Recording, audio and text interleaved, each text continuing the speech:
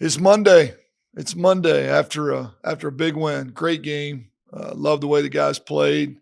Overcame some mistakes. We did make some big ones that we survived. You don't win against a really good football team like that when you lose the turnover battle very often, but we managed to do so.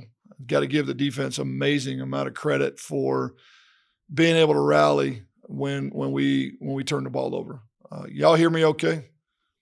I see some squints, but they did a great job in forcing kicks and punts in situations that are really difficult to do. The offense went down and scored touchdowns when they had to, didn't settle for field goals, and we got explosive plays out of special teams yet again.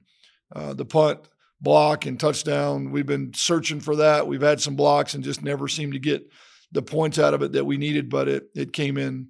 It came in at a big time and in a big way. I took every point we had and came down really to the last minute of the game. So really proud. I thought that was a very good football team in San Jose. We played as physical or more physical than they did. We ran the ball against a very good front. We protected the quarterback most of the night. Their biggest plays were in one-on-one situations outside the hashes, and even late in the game, we defended that area much better. But we made them very uncomfortable. We got to the quarterback, contained him for the most part, and got a good team win. Got bowl eligible. So that's 2 years in a row for us. That's a huge thing that we want to continue. We want to build that streak. We want it to that to be something that we know is expected every year. Got a senior night win, bowl eligibility in the same night. Great memories for that group, and they all played very well. Made big plays when we had to have it. So it's that's a very it's a fun night. It was a great weekend. The challenge gets even bigger to go to Boise on a Friday, 10 a.m. and play, the most physical, probably the best built team in the league right now. If you look at their roster, great defense, physical offense, big, huge quarterback, you name it, every possible reason to make it a difficult trip for us. But our guys are excited about it, and we know the country will be watching on Friday. Eating some turkey probably or some leftover turkey. And hopefully we can play our best football, and we'll need that to win. So what questions do you have? Jason Walker with Cache Valley Daily. Can you just tell us a little bit about what Calvin Tyler Jr. has meant to this team? There's a pretty big correlation between him being productive and you guys winning. Just what has he meant to the team this season? Yeah, he's just continued to get better and better. He's a kid that got here last spring, late in the spring. I thought found his rhythm late in the year last year as well. I felt like he really started to understand what we wanted from him, what we expected of him as the starting running back when it became his job solely, what we expected of him going into the season as a senior. And I think just all year long, he's taken a very mature approach to our process, what we need from him, what we expect from him. And it was struggle early, but he responded in such a huge way that you've seen the last month. He's been as good as anybody out there. And you're right. When he is going and the offensive line is creating holes and he's getting over 100 yards, it gives us a great chance to win. We're a much better football team when we're balanced and we stay ahead of the chains. When we can run the ball in down in the score zone, in the tight red zone, those things make everything much easier. And he's doing a great job of that. I know he'd love to have the turnover back. Great job of the defensive guy, get his hands on it. But beyond that one play, protected the ball, protected the quarterback, ran the ball physically, ran the ball between the tackles, and finished in the end zone. And that gives us a chance to win any week we play.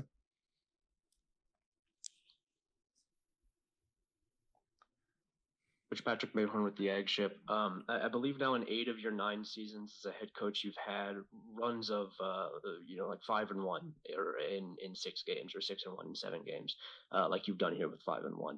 What is it about the way that you build a program that can create these sort of runs of great form where you can kind of round into shape as the season continues on? I just think we've got a really tight knit culture in our building. We talk about selfless, tough, and accountable. It starts at the head coach. I can't be a ego-driven, me guy and expect kids to respond differently. So we start at the top. We talk about service, serving each other, being, unselfish and selfless in everything that we do, being tough and accountable. It's not always easy early in the year when you bring in a transfer roster, when you add that many new bodies. And if you look at a lot of the rosters we've had throughout the course of my time, both at Arkansas State here, we've needed to bring in transfers to fill in gaps of veteran players. Don't think either one of our recruiting footprints are really built around 5-year development completely. You have to bring in some veteran guys. And so sometimes early in the year, you haven't quite got all the moving parts in the right direction yet. We figured out what that was. We obviously had some adjustments due to injury as well. And the kids just continue to believe and trust the process. So I think you see us getting better and better as the year goes. So, I would love to eliminate the growing pains early in the season that we've had to deal with at times. But when you bring in new bodies and you've got a lot of new guys thrown into the mix, whether it be freshmen thrown out there for the first time or transfers thrown out there for the first time, sometimes those growing pains are gonna happen, and it's gonna create some missed opportunities. But I'm proud of how these guys continue to work. I do think it has a lot to do with our culture, what we believe in, what we teach every day, how we go about that, and the example from the head coach down of how we're going to treat each other, how we're going to lift each other up and have each other's back. And I think you're seeing it play out on the field. Anderson, Jason Turner from the Herald Journal. How impressed were you with the way that Boise State was able to run the ball as well as they did against that Wyoming defense? Well, they're built for it. I don't know if I'm surprised by it. It's kind of what I expected. I expected both teams to run it right at each other and have success. They've got big running backs. They're built great up front. With the athletic quarterback and what Dirk Cutter has done with their offense, he has organized it in a way that everything flows off of each other. With a quarterback that can just absolutely break your back with his legs, and the play action off the run game shots, and then how physical they are, both starting running back, second running back, O-line. I'm not sure it surprised me a whole lot. I guess I may be surprised that the score ended up as low as it did. It just has a lot to say about both defenses.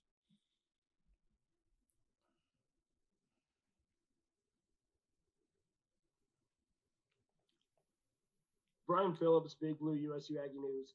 Going back to the punt block, what was the explanation that you got from the referees as to why they dropped the flag? So we clearly made contact with the punter. So that's why the flag came out. But they did also pick up the flag because they felt like that the ball had been deflected, not a full block, but at least a deflection. And obviously you could see the ball came out fluttering, only went about 10 yards. They did review it to make sure, and review confirmed that we did get a piece of it. But that's why there was a flag, picked up the flag, and then the review in that order.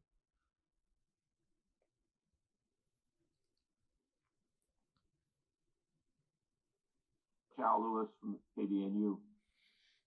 It was one of the best red zone defenses in the country. You went 4 for 4 in the red zone, and they were touchdowns. Against Boise State, if you get red zone, you're going to have to score a touchdown. A field goal's not going to be good enough. No, you're right. You're right. I think one of the things that we did this week, we wore them down. Long drives, methodical drives. We had to earn it when we got down there. We were able to run the ball in. That is not a given, and it definitely won't be a given this week. These guys do not give up long yards, big run plays. They make it really difficult to run the ball in the end zone when you get down there. I know Wyoming had a little bit of success against them running the ball, but they're one of the best rushing teams in the country as well. We're going to have to, earn every yard you get. And that was something we were able to do Saturday night. We did play, I think, more physical up front than San Jose, but the challenge just gets that much more difficult. Boise's built extremely well on defense. Basically all the same guys we saw a year ago. They made it tough. We did get out in the open a few times last year, and we didn't get it in the end zone. We had 3 or 4 clear opportunities to create explosive plays to get in the end zone last year, and we didn't finish them. We got chased down. And we can't afford for that to happen this year if we're going to beat these guys. We got to get it in the end zone, and that means hard yards in tough situations with a lot of big bodies. Every once in a while when you game plan for a game, you're thinking your passing game can kind of complement complement the running game. Against San Jose, I felt like your controlled pass or that some of the other, it was almost like ball control even with the passing game and for the long yards and the long drive, right? Yeah, I think everything fit really well together. I told Coach Tuck I thought it's the best game plan that he's put together this year. We used everybody. We used all the grass. We kept them off balance. We moved the pocket. We screened. We RPO'd. We play action. We dropped back. I thought it was the most diverse and it was the most balanced. And I thought he called his best game because he did. He kept them off balance. He stayed ahead of the chains, and things did flow off of each other. It's going to need to keep that way this weekend. At times this year, we've been we've been a little sluggish. We've been a little bit narrow-minded in terms of the ball going in one direction to one guy or two guys. I thought it was the best game plan he's had, the best use of our talent, the best use of the grass, and the balance of that really played in our favor. And it would benefit us to look very similar this week. Make them defend the whole field, all the grass, all the weapons, and try to keep them, if it's possible, off balance. We just look better when we do that. We did that a lot of times last year. We've struggled to find that balance this year, and I thought Saturday was the best we've looked.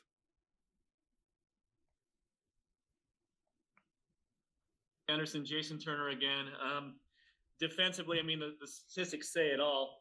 Other than J.L. Skinner, they don't have a lot of individuals toward the top of the Mountain West statistical leaderboards. So how much of this is a collective effort by their defense? Yeah, they're built well all across the board. And you always see multiple hats around the ball, and they're not living or dying by one guy making a play. Everybody's in their gap. Everybody does their job. They're extremely well coached and disciplined.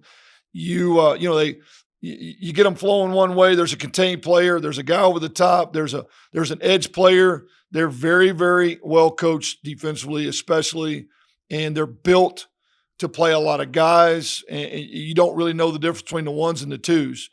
There's not a big drop off. So I think that's why their stats are really spread out consistently across the board because their talent level doesn't really drop, and they count on each other being in the right place and getting a lot of hats to the ball. Patrick Mayhorn again. You talked last week about wanting to just stay in the mix in the conference and make sure that everybody knows that you're still there, you're still winning games. What would it mean to go into Boise and win in a place where teams usually don't in this league and where I don't think Utah State has for more than 2 decades now? Yeah, it'd be huge. Huge. I mean, we know they're going to play in the title game regardless. If there is a pride factor to be able to say you beat the champion, one of the championship teams or potentially the champion, that's great. I think just for us, where we are as a program at this point in the season, not where we were at the first week or two, what we've done, how we've grown, how we're willing to finish, even though we know we can't be in the championship game, the ability to secure a winning season. I mean, we've secured a bowl bid, but we haven't secured a winning season yet.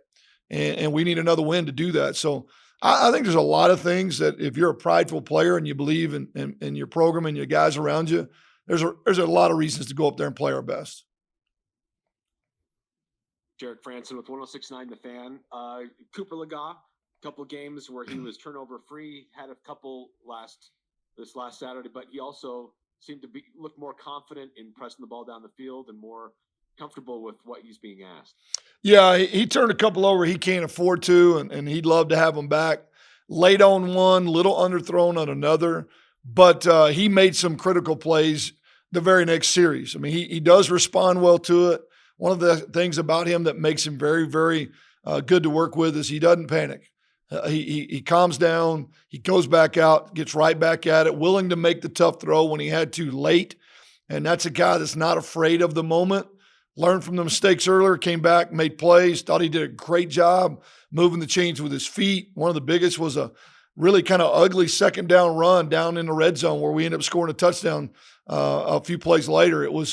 Things weren't pretty. It was kind of bottled up, and he just sorted his way out and moved the chains for us. So, I mean, I'm proud of how he's progressing. We've got to eliminate the turnovers.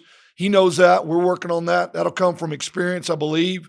But his poise and his just really lack of panic in some very tough situations has given us a great opportunity to win. Al, again, could you give us just a rundown on Green's talents, what you see of him at quarterback, and then the two running backs? I mean, both of them. The one kid looked really, really explosive Yeah, you've got power with one and speed with another. So you're getting a great 1-2 punch and then built with a great O-line up in front of them. The quarterback is a nightmare. I mean, huge, physical, cannon for an arm, and can fly. If he gets to the edge, he'll end up in the end zone. Everything, I think, is well organized offensively. I got a tremendous amount of respect for Dirk Cutter all the way back to his Boise time, years ago before he ever made a stretch in the NFL. But just every offense that you've seen him control is very organized. Things play well off of each other. He utilizes talent extremely well.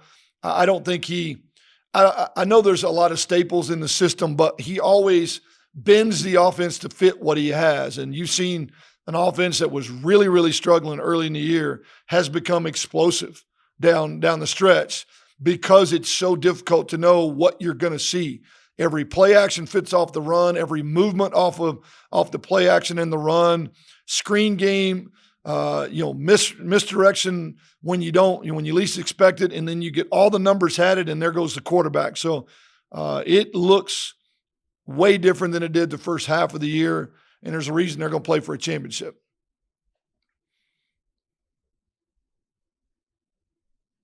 Anderson, Jason Turner again. So I got an email from a Wyoming fan, actually a fan of Levi Williams, and he was asking me how Levi was doing. And I'm like, honestly, I mean, I saw him warming up on Saturday. He looked fine, but just out of curiosity, how close to 100% healthy is he right now? He was not 100% this weekend.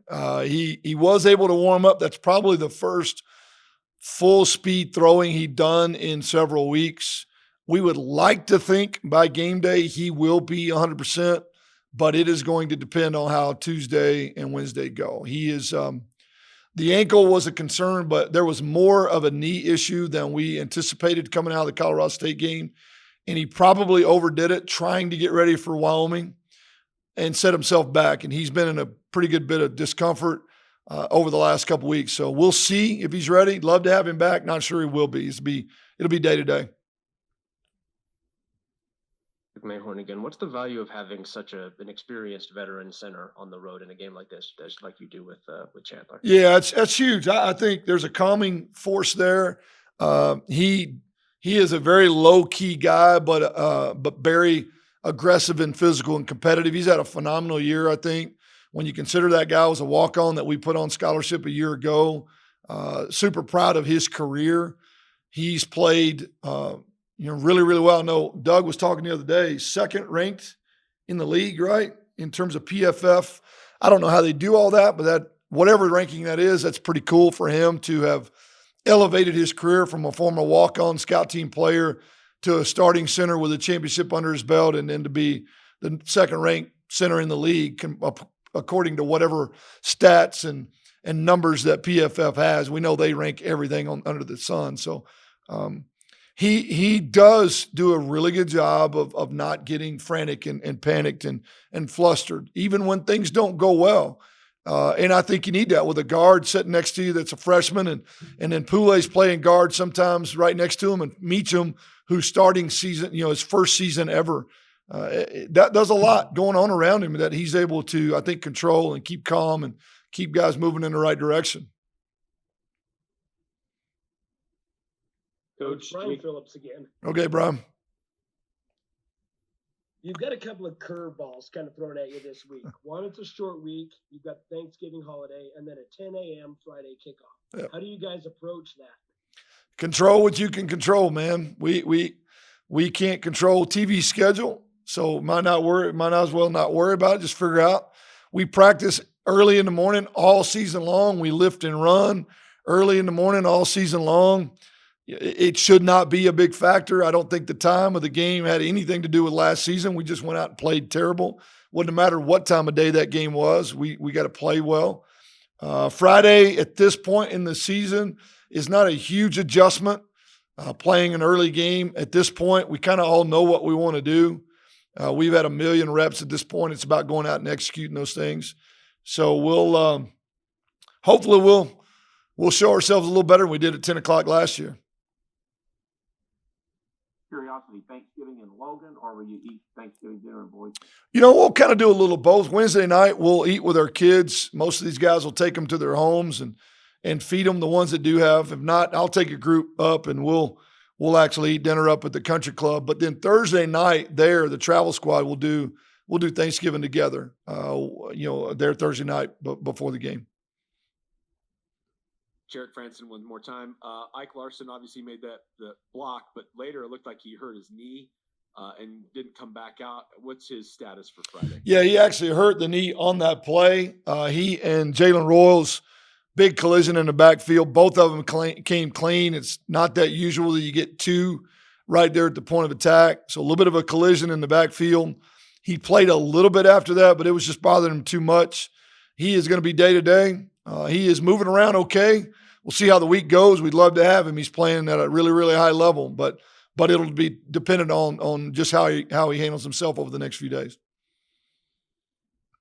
Jake Ellis, the Statesman. You kind of mentioned how it's this big game on television. People are going to be, with their families eating turkey and stuff. So have you kind of talked with your players, especially ones that are getting looks from the next level and saying, hey, this is like a prime opportunity to show off in front of the country? Well, they definitely remember what you did last. What kind of lasting impression can you make down the stretch for our seniors? A lot of people watching. The NFL watches every snap of everything you do anyway. But I think just the public's opinion of them and what the football world collectively thinks of them, this is a great opportunity against a really good football team. Go out and play your best. Just shows how you progress and improve throughout the course of the year. And a lot of front office personnel obviously are going to see it as well. And it's an opportunity for them to leave a really, really good impression against a very good team on a day that a lot of people will be watching.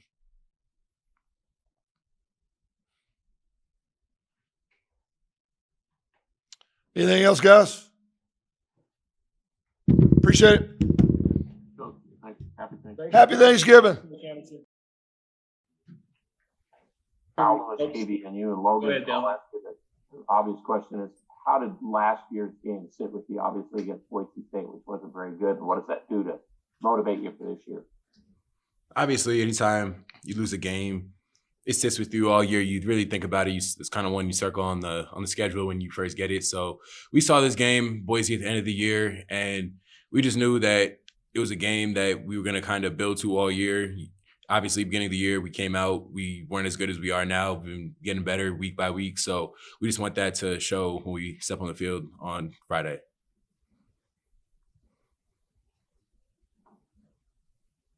Jason Turner from the Herald Journal. I mean, you guys did a good job against Cordero on Saturday. He's a very elusive guy. Green, their quarterback, is also very athletic.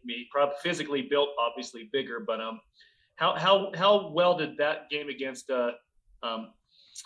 San Jose State prepare you for an athletic quarterback like Green?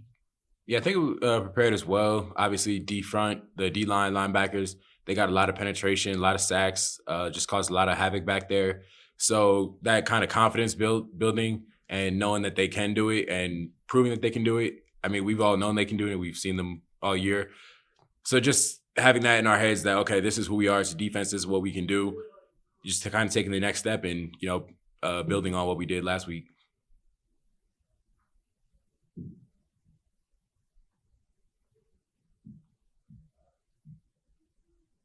Brian Phillips, Big Blue, USU Aggie News. On that last drive at San Jose State, kind of talk about the mindset or maybe the chatter that was going on with you guys in the huddle. As each play, they kind of inched closer and closer, and then you guys started batting down the passes and stuff and forced the eventual fourth down turnover. All year on defense, our mentality has just kind of been whatever situation we get put in, we have to respond. So whether it's a turnover, whether it's a short field, no matter what it is, our goal is, all right, we have to go out there and we have to do whatever it takes to win. So in that situation, what it took to win was getting a stop. So, we weren't going to be satisfied with anything less. If you gave up points there, that wouldn't have been who we are as a defense. So we just made it our mission to, all right, this last drive, the team needs us to step up, get a stop right here. So we got to stop. Jake Ellis, Utah Statesman. Just curious, as a player, do you feel like I know, is it cool to be playing on CBS, like on a national network like that? Yeah, it's definitely cool just knowing that there's gonna be more eyeballs, easier channel to find for people. And then on top of that is the time it is, Friday morning, day after Thanksgiving. People are gonna be off, people are gonna be up, tuned in. So it's definitely an exciting feeling. Cal Lewis again. What do you think is the best? Where has the defense improved the best in the last little while? It seems like you're just all playing together with a lot more enthusiasm and stuff than earlier. But again, maybe you've done that all year. But what do you think has been the best part of the defense lately? I think it's just everyone doing their job. There were a lot of times in the beginning of the year when we'd have teams stop for the most part, and then one guy would either try and be a hero or just wouldn't do his job, and that kind of would cost us on a key third down, or give up long yards on second down, which put them in third and short so they can convert easier. So I think these last few weeks we've just done a better job of everyone just really locking in on doing their 111th and not making that critical mistake.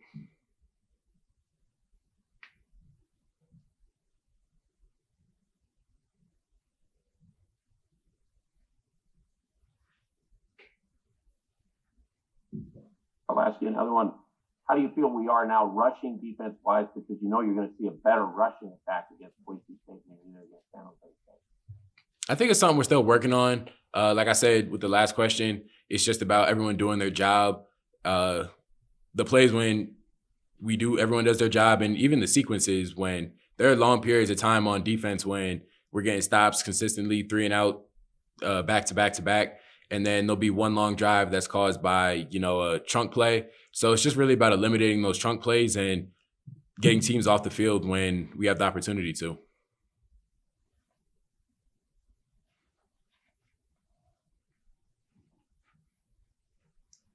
Under Brian Phillips again.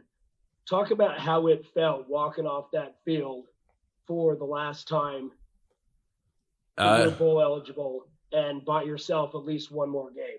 Yeah, no, it was a great feeling.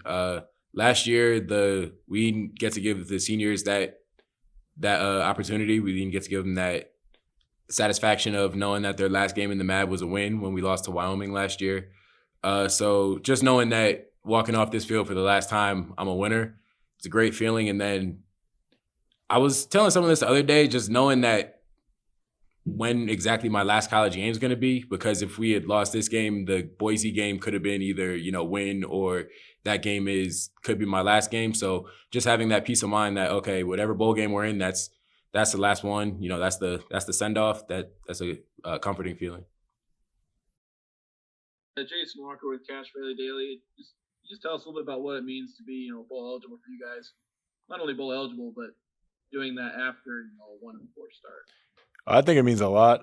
Definitely just we kind of moved mountains for the program because, obviously off to a rough start with being 1-4. I've been on a lot of teams, and I know a lot of teams that definitely would have folded and ended up probably only really winning 3 games the rest of the season and stuff like that. So for us to kind of show that resilience and really get this thing turned around for Aggie Nation, that's huge for us. And then now it's going into Boise State, hopefully kind of putting a good product on field and hopefully being able to win that game.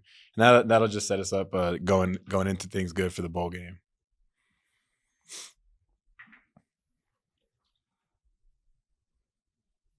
Right. And Logan. I asked the coach about the game planning against San Jose. It seemed like the passing game a little different, and I don't know if it was or not. It just seemed like you caught different routes or different opportunities than other games. Was it different? And it seemed to be more of like thinking of longer drives or more control and things of the offense. What did you see Saturday? They were kind of playing their defensive scheme was a little more conservative. They were kind of just playing simple cover 4, just trying to keep everything underneath. And then once we started kind of hitting them with the hook routes and stuff like that I think opened up a little more of the vertical game, because then the DBs started to kind of flat foot on things, and then that's when we were able to start to run past them and stuff like that. So it was just, I think we just played with a lot of patience throughout the game, and then down the stretch, and when we needed it most, we were able to kind of hit them and gash them down a little deep. So that's kind of how things panned out. I wouldn't say that going into the game we knew that it was going to be a little different. That's just kind of how things unfolded. You talked about the play where the the pass kind of floated to you there Yeah. in the game, set it up, that play and what you were doing on that play or what you saw? Yeah, so same kind of thing. I kind of have a little choice in where I'm able to go with the route, and then obviously that was being at the end of the game. DB just started kind of flat-footed, and we knew it was quarters coverage, and the safety was kind of playing low. So when the opportunity presented itself, our coaches were just letting me know like you do have the option to run past him if you want to. So I was able to slip inside and get free, and then Coop was able to put the ball up, and I was just glad we were able to complete it. So.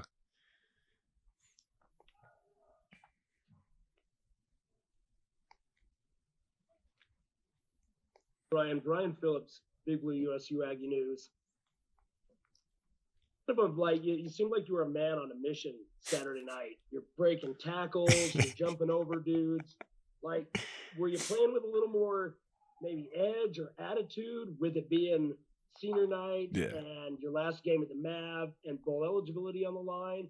Like, was this just read and react and I'm just going to do whatever and try to take everything to the house?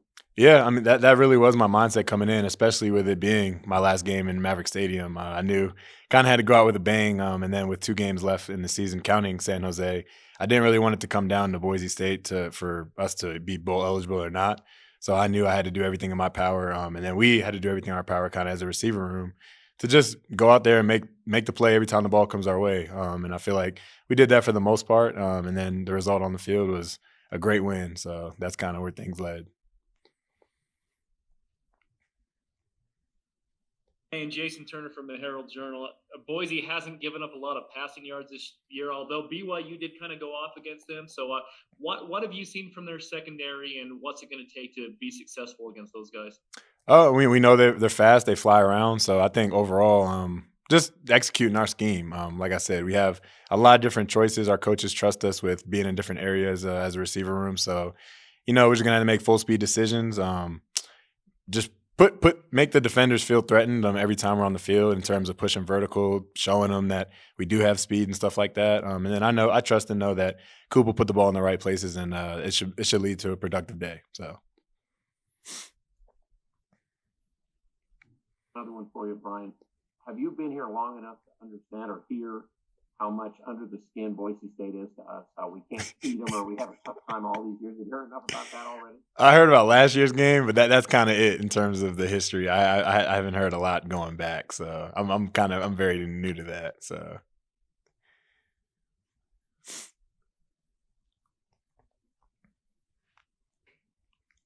It goes, Utah Statesman. Is there some extra motivation? Obviously, you guys are out of the championship game, but Boise State's going to play in it, and they could become the champions. So, is there some extra motivation trying to beat them and just kind of prove like, hey, we were right there at the top of the conference? Yeah, for sure. I think really, I guess the kind of motivation for most of the guys on the team comes from last year because obviously it was kind of an ugly game last year. Similar situation, playing them early morning game this week as well. So just coming into the game, kind of obviously I wasn't a part of that game last year, but I know what it meant to these guys. So really just going out there, putting it on the line, and we'll see what happens at the end of the day. So that's kind of where my mind's at in terms of things.